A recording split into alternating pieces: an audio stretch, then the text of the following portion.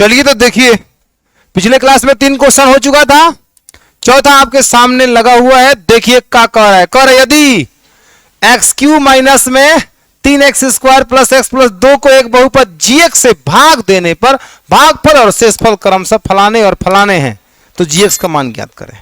ठीक ना, तो इसमें हम भाग कर रहे हैं gx से, तो लेट भैया px मान लो, करा के बेचारे को px मानो। X Q minus 3x² plus x plus 2, ये रहा का बाबू px। कौन दिक्कत, आपको भाग करना है भैया gx से। gx पते नहीं है कि gx पता नहीं है कितना है, लेकिन gx से भाग दिया गया है, तो भागफल और शेषफल, भागफल को कहेंगे हम qx, तो भागफल हो गया कितना x माइनस 2, और शेषफल हो जाएगा rx, जो कि हो जाएगा माइनस का 2x प्लस कितना 4। तो gx का मान ज्ञात करें। जब भागफल इतना है, शेषफल इतना है, तो gx का मान क्या करें, ज्ञात करें। कोई दिक्कत है? अब यहां चूंकि लिखेंगे विभाजन एल्गोरिथम से, यहां देखो विभाजन एल्गो का बाबू रिथम से, तो विभाजन एल्गोरिथम का होगा px बराबर में gx गुणे qx और प्लस में rx। बोलो बच्चा, जो जो मान जहां जहां है वहां वहां रख देना है। ठीक है सर, px की जगह क्या रख दे, यहां लिखे हो कितना x के पावर 3 माइनस में कितना 3x² प्लस x प्लस में 2 बराबर में gx से भाग करना है, तो gx रहने दीजिए। ठीक है जी, अब qx का मान कितना जरा मुझे बताना, x माइनस में 2, अब प्लस rx का मान बताना, माइनस 2x प्लस 4। सही है। अब पूरे सिस्टम को उठा के इधर लेके आइए, तो ये पूरा का पीछे का है प्लस, इधर किस में होगा माइनस, तो यहां लिख रहे हैं हम, क्या लिख रहे हैं, एक्स क्यू माइनस का 3x² प्लस में x प्लस में 2।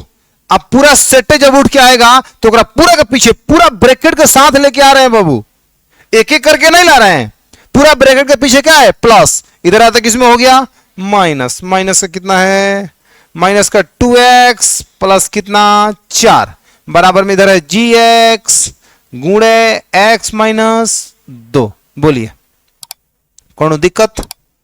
अब आप इसको ब्रैकेट को हटाइए, x Q minus 3x² plus x plus 2 minus minus plus 2x और माइनस का 4 बराबर में हो जाएगा इधर gx गुणे x माइनस में 2।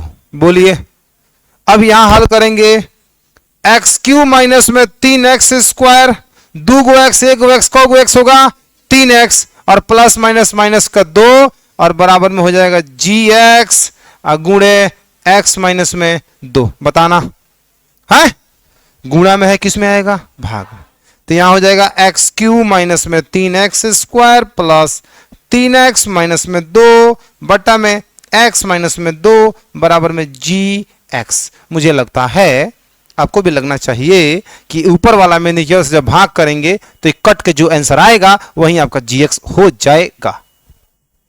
सही बोले। अब यहां सारा काम किसके लिए करना है, भाग के लिए, भाग के लिए करना है। ठीक ना, तन इसको सरिया लेते हैं बाबू, है ना, तन घुमा लेते हैं, अच्छा लगेगा। px बराबर में कितना एक्स क्यू माइनस में 3x² प्लस में 3x माइनस में 2 अपॉन x माइनस कितना 2। अगले पेज पे इसका भाग करते हैं। ठीक है, क्या है बताइए, x Q minus 3x² plus 3x minus का 3x² plus 3x minus minus 2 है ना, और यहां x माइनस 2 से भाग करना है, तो आप यहां x² लिख दोगे ना, तो x² में x से क्या हो जाएगा एक्स क्यू, राइट।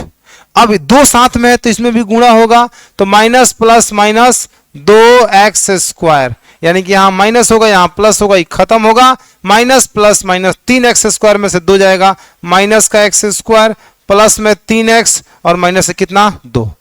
यहां माइनस लाना है, प्लस है तो यहां लिखेंगे माइनस, तो प्लस माइनस का हो जाएगा माइनस। एक्स है एक्स स्क्वायर लाना है, एक्स लिखेंगे, एक्स में एक्स से का हो जाएगा एक्स स्क्वायर, और साथ में 2x है, 2 में x से माइनस माइनस प्लस, 2 में x से 2x, यहां प्लस हो जाएगा, यहां माइनस, ये खत्म हो जाएगा।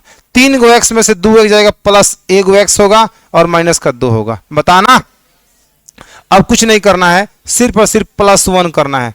प्लस प्लस प्लस, x में 1 से x हो जाएगा, और साथ में है -2 में 1 से, तो -2 हो जाएगा। चिन्ह चेंज करेंगे, माइनस प्लस, ए भी खत्म, ए भी खत्म। बोलो आया इतना? इसलिए लास्ट में जो gx का मान होगा, यानी कहने का मतलब ये है कि इसका भाग करने पे जो मान आ रहा है, अब इसके नीचे, भाग के नीचे लिखेंगे gx बराबर कितना, x square minus x plus 1। ये आपका आंसर आ रहा है समझ में? बोलो कोई दिक्कत? इस तरह से सवाल का हुआ, पूरा हुआ। नोट करिए।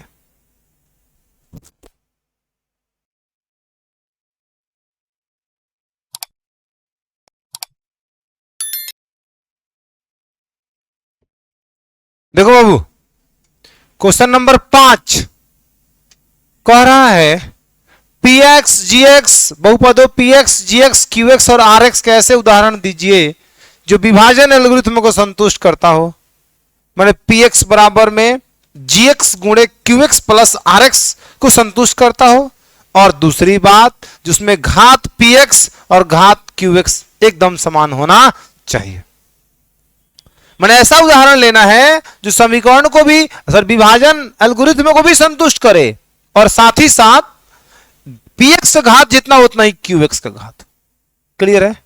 आसान है, एकदम आसान है। लेट px बराबर में मान लीजिए सर x के पावर हमने 3 ले लिया, बोलो, और gx का मान हम सोच के कुछ ऐसा लेंगे कि अगर हमने px यहां पे त्रिघाती लिया है तो qx का भी त्रिघाती होना चाहिए। qx है कौन आपको पता होना चाहिए।